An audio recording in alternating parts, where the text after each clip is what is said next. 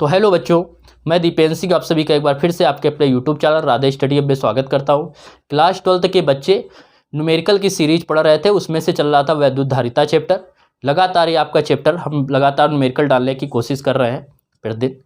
जिन बच्चों को जो बच्चे वीडियो देख रहे हैं तो वीडियो में कमेंट्स जरूर किया करें, ठीक है। वीडियो देखने से पहले सबसे पहले माँ सरस्वती के नाम से आप लोग कमेंट्स में लिखेंगे माँ सरस्वती की जय, जिससे उनकी कृपा आप पर हमेशा बनी रहे और आप पढ़ाई में रात दिन तरक्की करें।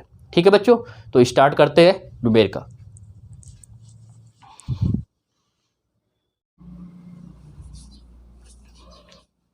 इसके बाद देखिए 66 नंबर में कह रहा है 0.50 माइक्रोफैरड का संधारित्र। तो संधारित्र की जो धारिता दे रहा है आपसे C1 जो दे रहा है वो दे रहा है 0.50 माइक्रोफैरड और धारिता C2 जो दे रहा है, धारिता C2 वो दे रहा है 0.75 माइक्रोफैरड, 0.75 माइक्रोफैरड। कह रहा है ये समांतर क्रम में जुड़े हैं, ठीक है। अब समांतर क्रम में चाहो तो इसके लिए एक फिगर बना लो छोटा सा।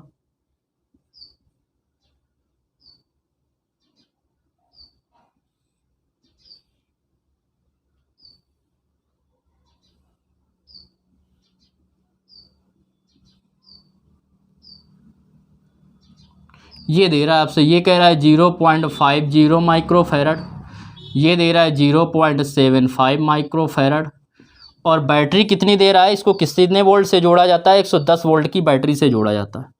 तो यहाँ 110 वोल्ट हो गया, इससे जोड़ दिया एक स्रोत से। कह रहा है बैटरी में कुल कितना आवेश होगा, तो पहले तो इनको जोड़ने किसमें, यहाँ से जब आवेश प्रवाहित करेंगे तो यहाँ से Q आवेश जाएगा, यहाँ दो अलग अलग भागों में बढ़ जाएगा। तो ये अगर हमने C1 माना है तो इसका Q1 मान लो और ये Q2 मान लो। समांतर क्रम में क्या होता है, विभवांतर समान होता है, तो इनके विभवांतर आपको पता है समान होंगे। अब कह रहा है आपसे नंबर 1 में पूछ रहा है समांतर क्रम में जुड़े हैं, कुल कितना आवेश होगा। तो कुल आवेश के लिए इनकी कुल धारिता चाहिए, और कुल धारिता क्या निकलेगी, दोनों किसमें समांतर क्रम में है, तो परिपथ की परिणामी धारिता, परिपथ की तुल्य धारिता। तुल्य धारिता समांतर क्रम का फार्मूला लगाएंगे। समांतर क्रम का फार्मूला होता है C बराबर C1 प्लस C2। C1 आपको दे रहा है 0.50 और C2 दे रहा है 0.75। जोड़ेंगे 5 में 0 5, 7 5 12, ये आ जाएगा 1.25 माइक्रोफैरड। ये आ गई इनकी धारिता। परिपथ पर निकालेंगे कुल आवेश, परिपथ पर कुल आवेश Q बराबर होता है C इंटू V के। C की वैल्यू रखेंगे 1.25 और V की रखेंगे 110। क्लियर।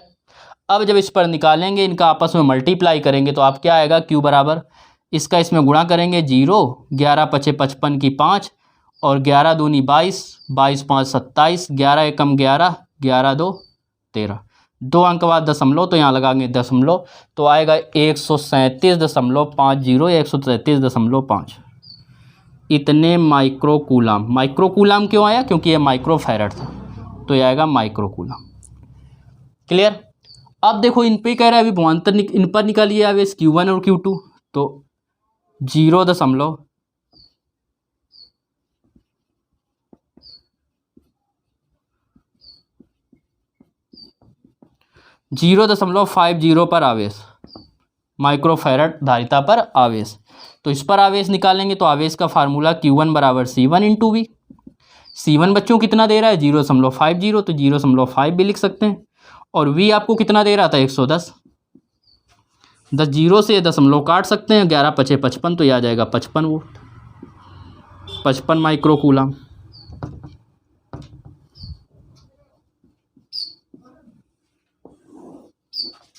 आ गया। इसके बाद क्या पूछ रहा है आपसे, ये आ गया। अब आपसे कह रहा है कि 155 आ गया और Q2 पर भी निकालना है, तो Q2 पर निकालेंगे या आवेश Q2 0.75 माइक्रोफैरड पर आवेश, इतने धारिता पर आवेश Q2 बराबर Q2 कितना होगा, C2 इंटू वी होगा। इसको लगाएंगे तो क्या हो जाएगा, C2 इंटू वी। समांतर क्रम में है इसीलिए सभी में विभवांतर समान है, तो ये लिखेंगे 0.75 और V का मान दे रहा है 110। गुणा करेंगे 0, 11 पचे 55 की 5, 11 सते 77 और 77 और 5 जो हो जाएगा वो हो जाएगा 82। 2 अंक बाद दशमलव है, 2 अंक बाद दशमलव, इतने माइक्रो कूलम। ये आ गया Q2 आपका। तो तीनों पे आपको आवेश पता चल गया, मतलब कुल आवेश आपको पता चल गया। ये दे रहा है Q1 पर आवेश, C1 पर आवेश इतना आ गया और C2 पे आवेश इतना आ गया। यही है इस प्रश्न का आंसर, नोट कर लीजिए।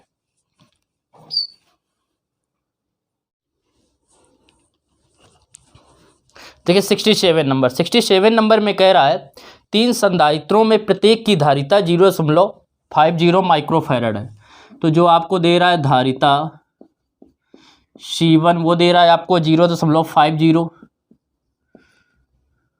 माइक्रोफैरड। धारिता C2 जो दे रहा है वो दे रहा है 0.50 माइक्रोफैरड। और जो धारिता C3 है वो भी आपको दे रहा है 0.50 माइक्रोफैरड। इसकी बात कह रहा है इनमें से दो को श्रेणी में जोड़ा जाता है। इनको क्या किया गया, इसको फिगर से समझाने की कोशिश कर रहे हैं आपको। दो को किस में जोड़ दिया गया है, श्रेणी में जोड़ दिया गया। दो को श्रेणी में जोड़ा गया और इनके युग्म के साथ तीसरे को समांतर में जोड़ दिया गया। कुछ इस प्रकार जोड़ा गया। और कह रहा है इसके बाद समुच्चय की तुल्य धारिता ज्ञात कीजिए। यदि समुच्चय को 20 वोल्ट के विभवांतर से जोड़ा जाए, इस पूरे निकाय को हमने और किससे जोड़ दिया, एक 20 वोल्ट विभवांतर से जोड़ दिया। विभवांतर कितना दे रहा है, 20 वोल्ट।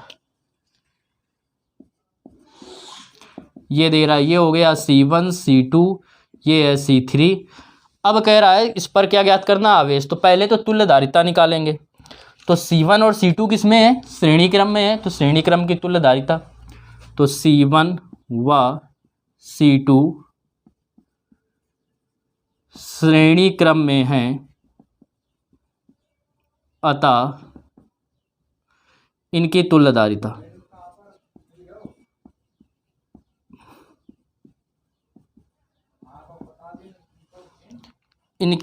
धारिता जब निकालेंगे तो आएगा 1/C डैश बराबर 1/C1 प्लस 1/C2।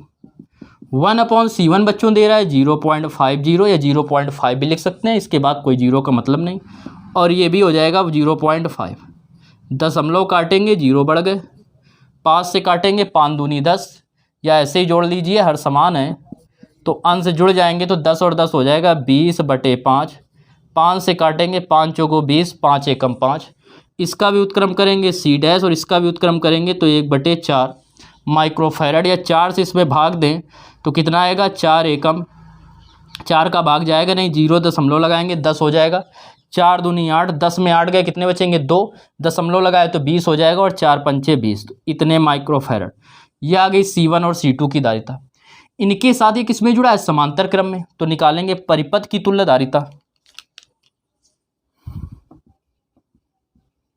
परिपथ की तुल्य धारिता, जब परिपथ की तुल्य धारिता निकालेंगे किसमें जुड़े हैं, समांतर क्रम में। तो समांतर क्रम का फार्मूला C बराबर होता है C1, C1 की जगह C डैश और C2 की जगह दे रहा है C3। तो C डैश तो आपका आ रहा है कितना, 0.25। और जो आपका C3 आया वो C3 आपको कितना दे रहा है, 0.50। इनको आपस में जोड़ेंगे, जो C का मान आएगा वो कितना आ जाएगा, 0.75 माइक्रोफैरड। धारिता आपको पता चल गई, आवेश आपको पता है। अब क्या निकाल लेंगे इससे, परिपथ के सिर कह रहा है कुल संग्रहित आवेश निकालेंगे। कुल संग्रहित आवेश, कुल संग्रहित, संग्रहित का मतलब संचित, स्टोर जिसको बोल सकते हैं, संग्रहित आवेश। आवेश जो होता है Q बराबर होता है C इंटू वी के। वैल्यू रख दीजिए सभी की, तो Q बराबर आ जाएगा, C की वैल्यू रखेंगे 0.75 और V की वैल्यू रखेंगे, दे रहा है 20 वोल्ट। Q बराबर 75 दूनी 150 और एक ये 0, 2 अंक बाद दशमलव है, यहाँ 0 लगा देंगे, दशमलव लगा देंगे 2 अंक बाद। 1 और 2 अंक बाद था, 2 अंक बाद दशमलव लगा दिया तो केवल कितना आ गया 15। चूंकि ये धारिता किस में ली गई है माइक्रोफैरड में, तो आवेश का मात्रक क्या आएगा माइक्रो कूलाम आ जाएगा इसका मात्रक। तो इसका मात्रक बच्चों क्या आया माइक्रो कूलाम, ये आ गया इसका आंसर और यही आपका आ जाएगा उत्तर। तो नोट कर लीजिए इसको, प्रश्न संख्या 67। देखिए प्रश्न संख्या 68 कह रहा है दो संधारित्र जिनकी धारिता है C1 दे रहा है 4 माइक्रोफैरड, आपसे दे रहा है धारिता C1 बराबर 4 माइक्रोफैरड, धारिता C2 बराबर 12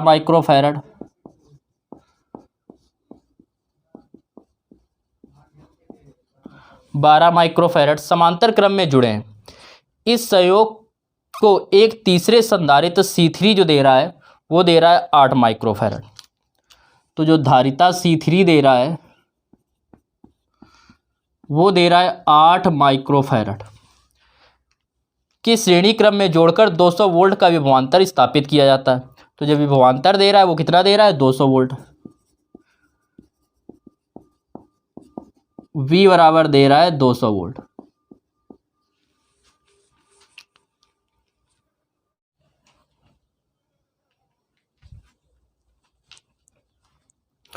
तो देखिए इसमें ये विभवांतर हो गया।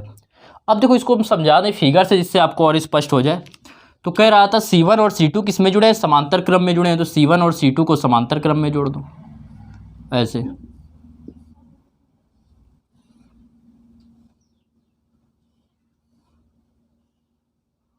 और इसके साथ कह रहा था C3 को श्रेणी क्रम में जोड़ा गया है, इनके साथ C3 को श्रेणी क्रम में जोड़ा गया और एक बैटरी से फिर जोड़ दिया गया और बैटरी का विभवांतर जो दे रहा है वो दे रहा है आपको 200 वोल्ट और आपको दे रहा है जो C1 और C2 का मान जो दे रहा है वो कितना दे रहा है 4 माइक्रोफैरड, ये दे रहा है आपको कितना 12 माइक्रोफैरड और ये दे रहा है 8 माइक्रोफैरड। अब आपसे नंबर 1 में कह रहा है कि संयोग की कुल धारिता ज्ञात कीजिए। तो सबसे तो पहले निकालते हैं क्या संयोग की कुल धारिता। ये दोनों किसमें है समांतर क्रम में, कौन से C1 और C2, तो इनकी निकालेंगे तुल्य धारिता। तो C1 व C2 की तुल्य धारिता C डैश इक्वल, फार्मूला क्या समांतर क्रम का C1 प्लस C2, तो C1 प्लस C2, C1 दे रहा है 4, C2 दे रहा है 12, तो 12 और 4 हो जाएगा 16 माइक्रोफैरड। इसके बाद इन दोनों को मिला के एक कर दिया गया, इसके साथ ये श्रेणी क्रम में होगा क्योंकि कह भी रहा है श्रेणी क्रम में है, तो निकालेंगे परिपथ की तुल्य धारिता। परिपथ की तुल्य धारिता, जब परिपथ की तुल्य धारिता आप निकालेंगे तो आप क्या पाएंगे, फार्मूला होता है 1/c बराबर 1/c1, तो 1/c डैश हो जाएगा प्लस 1/c3। तो 1/c डैश बच्चों कितना दे रहा है आया आपका 16 और C3 कितना दे रहा है 8, तो 1/8। एलसीएम लेंगे आप जब इनका तो आप क्या पाएंगे, जब एलसीएम लेंगे तो 1/c बराबर होगा वो हो जाएगा, एलसीएम मिल रहा है 16, 16 एकम 16, 8 दूनी 16, तो 3/16 के उल्टा करेंगे तो C बराबर आएगा 16/3 माइक्रोफैरड। तो पहला तो आंसर आपका ये हो गया 16/3, या 3 से इसमें भाग दें तो आएगा 53/15, दशमलव लगाएंगे तो हो जाएगा, जब 16 से 15 हट गए बचेगा 1, दशमलव लगाएंगे 10 तो 3 तिरिक 9, फिर एक बचा फिर दशमलव लगाए 9 तो 3 तिरिक 9, इतने माइक्रोफैरड। आपकी बुक के अनुसार ये आंसर आ रहा है। इसके बाद ध्यान दीजिए, इसके बाद आपसे कह रहा है कि संयोग की कुल धारिता फिर क्या C3 की प्रत्येक प्लेट पर कह रहा है आवेश ज्ञात कीजिए, इस पर आवेश ज्ञात करना है। तो देखो यहाँ से जो आवेश जाएगा 2 भागों में बटेगा, लेकिन यहाँ पे जाके फिर मिल जाएगा, मतलब जो कुल आवेश होगा परिपथ का वही C3 पर आवेश होगा। क्लियर, तो निकालेंगे C3 पर आवेश जो होगा वो बराबर होगा किसका, परिपथ का कुल आवेश, परिपथ का कुल आवेश। तो जो C3 पर आवेश जब निकालेंगे वो परिपथ के कुल आवेश Q के बराबर होगा। तो जब इसका मान रखेंगे तो देखो परिपथ पर जो आवेश होता है, जो परिपथ का कुल आवेश होता है वो कितना होता है, C इंटू वी के। और C की वैल्यू रखेंगे तो C का मान आपको दे रहा है 16/3 और V का जो मान दे रहा है वो V का मान आपको कितना दे रहा है, 200 वोल्ट। तो Q बराबर आएगा 16 दूनी 32, 2 जीरो हैं, 2 0/3, 3 से डिवाइड करेंगे, 3 एकम 3, 2 में भाग 3 का जाएगा नहीं, 0 लगा देंगे, हो जाएगा 20, तो आ जाएगा 3 18, 20 में 18 गए, बचेंगे कितने, 2 इसको दिया, कितना हो जाएगा 20, फिर 3 18, फिर 2 बचेंगे, दशमलव लगाएंगे, 20, ऐसे आ जाएगा इतना माइक्रो कूलम। या Q बराबर लिख सकते हैं, इसका एक अंक इस तरफ अगर बढ़ा दे, दशमलव के बाद है तो क्या हो जाएगा, 7 हो जाएगा। ये 5 या 5 से ज़्यादा हो तो एक अंक बढ़ जाता है, तो 1067 माइक्रो कूलाम को कूलाम बदल देंगे, 10 की घात -6, 1 2 3 अंक इस तरफ आ जाइए तो 1.067। जब आप 3 अंक इस तरफ आए हैं तो 3 घातें प्लस की होंगी, तो -6 में 3 प्लस करेंगे, आएगा -3, इतने माइक्रो कूलाम। 1.067 इंटू 10 की पावर -3 माइक्रो कूलाम। या आप किताब की तरह आंसर देना चाहें तो यहाँ तक केवल ले लो 10 दशमलव। तो जब 2 अंक इस तरफ आए तो 2 घातें कम होंगी, तो 6 में 2 कम हो जाएगा तो 4 आ जाएगा। और अब माइक्रो कूलाम तो रह नहीं जाएगा, अब क्या हो जाएगा, coulomb,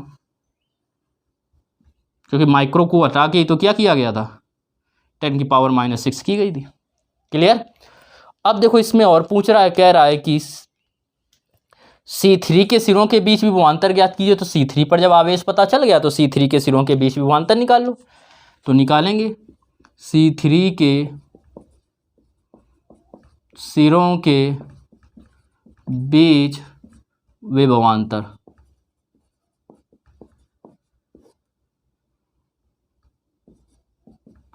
V3 equal cube, C पता है, Q पता है, तो V निकाल लेंगे और V बराबर होगा Q/C3।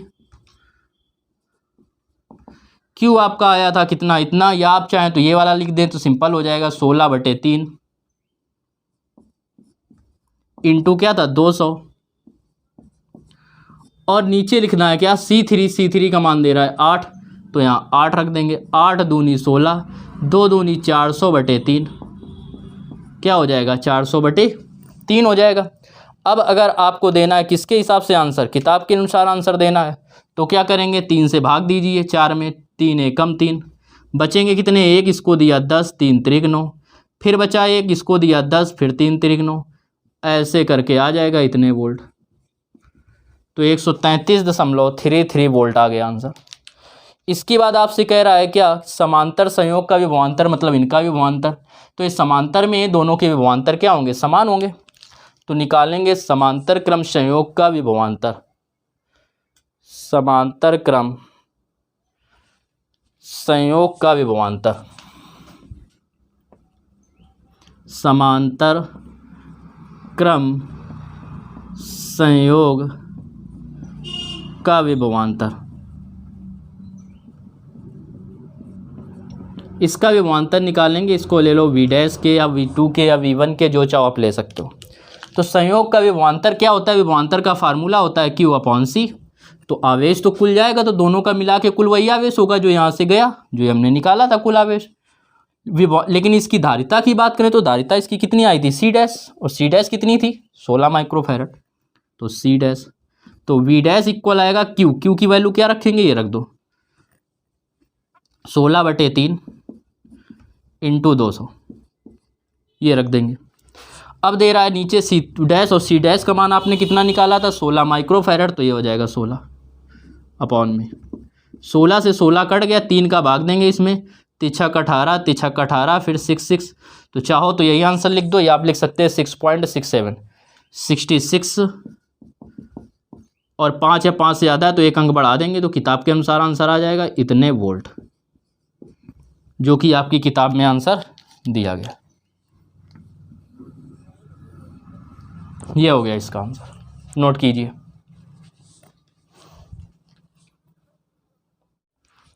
देखिए 69 नंबर प्रश्न में कह रहा है किसी समांतर प्लेट संधारित्र की धारिता 2 माइक्रोफैरड है, जबकि इनके बीच, प्लेटों के बीच क्या है, निर्वात हुआ वायु है। तो हमने सबसे पहले क्या किया कि माना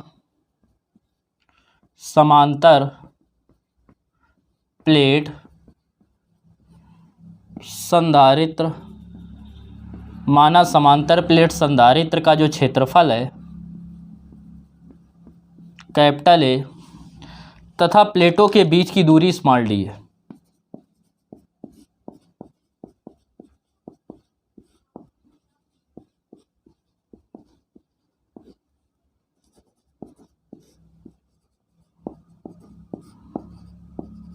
प्लेटों के बीच की दूरी कितनी है, स्मॉल डी। जब प्लेटों के बीच की दूरी हो गई स्मॉल डी, अब निकालेंगे इसके बाद, कह रहा है वायु संधारित्र की धारिता, अतः वायु संधारित्र की धारिता दे रहा है आपको, C बराबर या C नॉट बराबर, यह आपको दे रहा है 2 माइक्रोफैरड है। तो इसका मान होता है A epsilon naught upon D बराबर दे रहा है 2 माइक्रोफैरड। ये हो गया। अब इसके बाद कह रहा है क्या कि यदि इसकी प्लेटों के बीच के स्थान को 2 परावैद्युत पदार्थों से भर दिया जाए बराबर बराबर मात्रा में, तो परावैद्युत पदार्थ रख दिए गए, जैसा कि संलग्न चित्र में दोनों विधियां दिखाई गई हैं। यदि उनके परावैद्युतांक 3,6 हों, इनके परावैद्युतांक 3,6 हैं, तो कह रहा है कि दोनों स्थितियों में संधारित्र की धारिता ज्ञात कीजिए। तो दोनों स्थितियों में संधारित्र की धारिता ज्ञात करना है। देखो फर्स्ट स्थिति की बात करें तो इसका ये पूरा था क्षेत्रफल, ये पूरा था एरिया प्लेट का। तो इसको जब हम फर्स्ट स्थिति में बात करेंगे तो अगर आधा आधा डिवाइड कर दे तो इसका एरिया हो जाएगा 1/2 और इसका हो जाएगा 1/2। लेकिन प्लेटों के बीच की दूरी स्थिति में देखें तो कितनी है, वही है डी। क्लियर। ये चित्र ए हो गया, ये चित्र बी हो गया। तो चित्र ए में निकालें, यदि आप किस में सॉल्व कर रहे हैं, चित्र ए में। चित्र ए में बात करें तो चित्र ए में देख रहे हैं हम लोग क्या पा रहे हैं कि धारिता अगर C1 निकालेंगे, C1 का मान तो आपने पढ़ा है K1 A epsilon naught upon D. लेकिन ए की जगह पे कितना लेंगे, ए का आधा, तो इसका जब आधा करेंगे तो कितना आ जाएगा, A/2 या नीचे आ जाएगा 2 हो जाएगा। अब देखिए इसके बाद तो ये K1/2 को बाहर कर लीजिए, क्या बचेगा, A epsilon naught upon D C1। तो C1 कितना आएगा, K1 की वैल्यू दे रहा है 3/2 और A epsilon naught upon D का मान दे रहा था, A epsilon naught upon D का मान दे रहा है 2, 2 से 2 कैंसिल, आ गया 3 माइक्रोफैरड। C1 का मान आ गया ये। अब इसी प्रकार बात करें किसकी, C2 की। तो धारिता C2 बात करें, अभी हम चित्र 1 में ही चल रहे हैं। C2 की बात करेंगे तो कितना आएगा, K2 A/2 epsilon naught upon D के। तो C2 इक्वल क्या हो जाएगा, इससे अगर आप K2/2 अलग कर दें, K2 का मान दे रहा है 6/2 अलग कर दिया, और A epsilon naught upon D लिखेंगे तो A की जगह A epsilon naught upon D का मान कितना था, 2 की। तो इसकी जगह पे, पूरे की जगह पे कितना लेंगे, 2, 2 से 2 कट गया, तो C2 का मान कितना आया, 6 माइक्रोफैरड। ये किस में लिए गए हैं, पहले चित्र में समांतर क्रम में। तो निकालेंगे समांतर क्रम की तुल्यधारिता, C बराबर होता है C1 + C2। C1 आया था 3 और C2 आया है 6, तो हो जाएगा 9 माइक्रोफैरड। ये हो गया।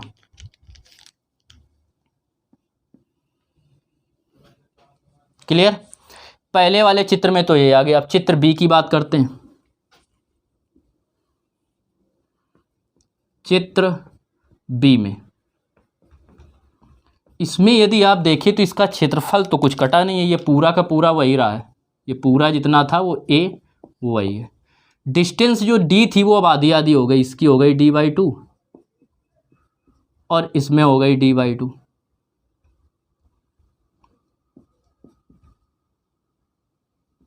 ये वाली हो गई। क्लियर। तो इसमें निकालेंगे संधारित्र की धारिता C1, इसमें निकालेंगे धारिता C1 बराबर वही K1 A epsilon naught upon D, और D की जगह आपकी कितना रखेंगे, D/2। तो C1 बराबर ये 2 ऊपर जाएगा, K1 का मान रखेंगे, K1 दे रहा है 3 और A epsilon naught upon D, A epsilon naught upon D था 2 के, तो इंटू में 2, तो 2 तिहाई 6 दूनी 12 माइक्रोफैरड, C1 का मान आ गया। इसी प्रकार निकालेंगे धारिता C2।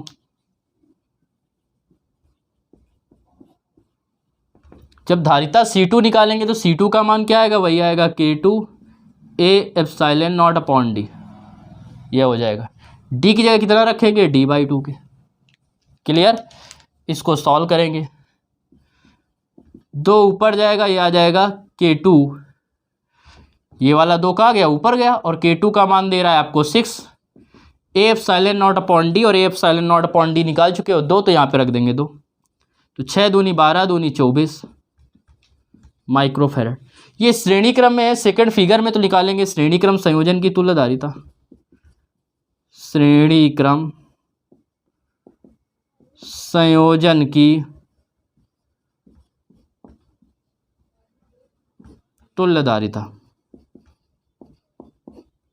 1/c बराबर क्या होता है, 1/c1 प्लस 1/c2, तो 1/c1 प्लस 1/c2। C1 का मान रखेंगे, C1 आया है इसमें 12 माइक्रोफैरड, C2 जो आया है वो आया है 24 माइक्रोफैरड, तो 1/24। सॉल्व करेंगे, 1/c बराबर 24 एलसीएम लेंगे, 12 एकम 12 दूनी 24 और 24 एकम 24, 3/24, 3 से काटेंगे 3 24, तो 1/8। तो इससे C निकालेंगे, जब उल्टा कर देंगे तो C का जो मान आएगा वो आपका आ जाएगा कितना, इसका उल्टा होगा 8/1, ये आ जाएगा 8 माइक्रोफैरड। तो ये आ गया इसका आंसर, C नंबर प्रश्न।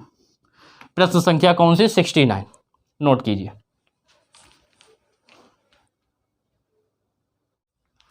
देखिए 70 नंबर प्रश्न कह रहा है, संलग्न चित्र में प्रदर्शित एक समांतर प्लेट संधारित्र की प्लेटों के बीच आधे भाग में किसी विद्युत रोधी पदार्थ को, जिसका परावैद्युतांक K है, आधे भाग को विद्युत रोधी पदार्थ से भर दिया जाता है, जिसका परावैद्युतांक क्या है, K है, इसमें क्या है, विद्युत है। यदि इसकी प्रारंभिक धारिता C हो तो नई धारिता का मान ज्ञात कीजिए। ध्यान दीजिए इधर, माना समांतर प्लेट संधारित्र का जो क्षेत्रफल है, माना समांतर प्लेट संधारित्र की प्रत्येक प्लेट का क्षेत्रफल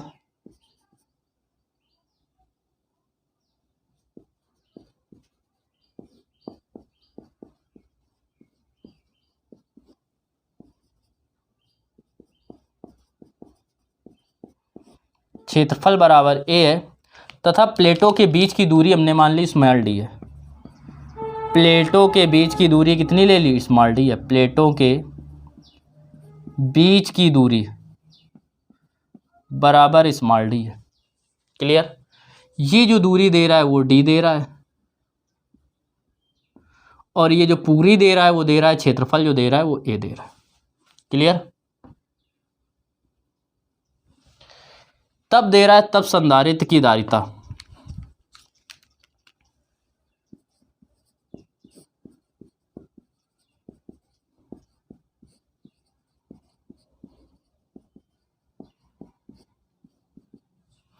C बराबर आपको दे रहा है कितना है, संधारित्र की धारिता तो दे रहा है वायु संधारित्र की धारिता, जब वायु था तो C0 लिखते हैं वायु संधारित्र की धारिता को। ये कितनी दे रहा है आपको, इसका मान आपको दे रहा है, उसमें कह रहा है कि इसकी प्रारंभिक धारिता C है, मतलब A epsilon naught upon D का जो मान दे रहा है वो C दे रहा है। ठीक, वायु में। अब देखो क्या करेंगे, जब इसको बराबर डिवाइड कर दिया तो ये क्षेत्रफल क्या होगा, आधा आधा हो जाएगा, इधर A/2 और इधर A/2 हो जाएगा। तो आधे भाग में क्या रख देने पर, परावैद्युत पदार्थ रख देने पर, आधे भाग में परावैद्युत पदार्थ या विद्युत रोधी पदार्थ रखने पर परिणामी धारिता जो आएगी वो किसमें हो जाएंगे, ये दोनों समांतर क्रम में। तो परिणामी धारिता C डैश बराबर निकालेंगे तो C1 प्लस C2, इसकी अलग इसकी अलग, तो C डैश बराबर C1 जो होगा वो होगा K1 A epsilon naught upon D, A की जगह कितना रखेंगे a/2, तो यहाँ हो जाएगा t, और वायु निर्वात है इसका आधा भाग, तो निर्वात के लिए 1 होता है k का मान, तो ये 1 हो जाएगा, प्लस इसकी निकालेंगे तो इसका परावर्तांक हो गया k ए एप्सिलॉन नॉट अपॉन डी, लेकिन a की जगह पे क्या लेना है a/2, तो यहाँ पे a/2 लेंगे तो इतना आ जाएगा, हो जाएगा। देख रहे हैं कॉमन क्या मिल रहा है, ए एप्सिलॉन नॉट अपॉन 2d इसमें भी है, ए एप्सिलॉन नॉट अपॉन 2d इसमें भी है, ये कॉमन ले लो, तो c डैश बराबर जो आएगा वो हो जाएगा कितना, A epsilon naught upon D, 2d common मिल गया, बचेगा कितना, इसमें से पूरा एक कॉमन ले लिया तो बचेगा 1, और इसमें क्या लिया ए epsilon naught upon 2d common ले लिया तो ये बचेगा k, बचेगा। अब इसको जब सॉल्व करेंगे तो c डैश बराबर 1/2 ए एप्सिलॉन नॉट अपॉन डी, ए एप्सिलॉन नॉट अपॉन डी बराबर है c के, तो यहाँ रख देंगे c ब्रैकेट में 1 + k, और यही क्या आ गया, इसका आंसर आ गया, प्रश्न संख्या 70 का, नोट कीजिए।